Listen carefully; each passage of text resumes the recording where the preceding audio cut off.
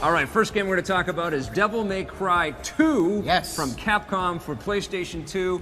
Dante is back. That's right. Now, this is one of my most anticipated games of 2003. That's right. And I gotta say that I am pleasantly surprised and very impressed, and I find this game to be quite entertaining. We're talking about 2 DVDs for this masterpiece. It isn't just Dante this time, it's 2 characters that you get to play. You get to play as Lucia, who is this female demon slayer, and she's got her own set of moves. This time we find Dante in more of a city. It's a more of an open environment as opposed to the enclosed sort of castle areas that we saw in the first game. And I think it brings in a few problems, actually. Yeah, it does. The camera angles almost seem a little too close, and it's hard sometimes to get a feeling of all of the enemies around you. I think the cameras were better in the first Devil May Cry. Yeah. You always mention how you hate brown games. Lots of brown in this game. This is the epitome of brown. Most of the really fun bits of Devil May Cry 2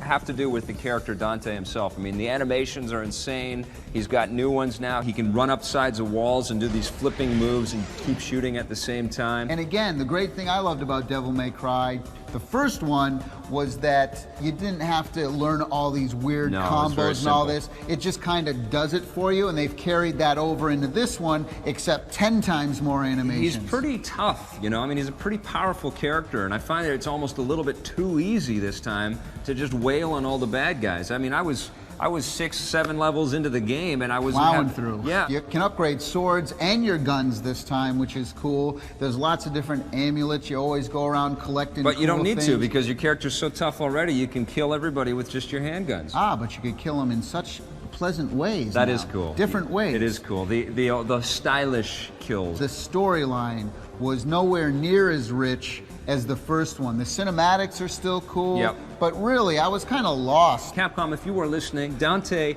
definitely needs his own movie. He's And one of a toy. And a toy. He's one of the coolest characters ever to come out in the video game world.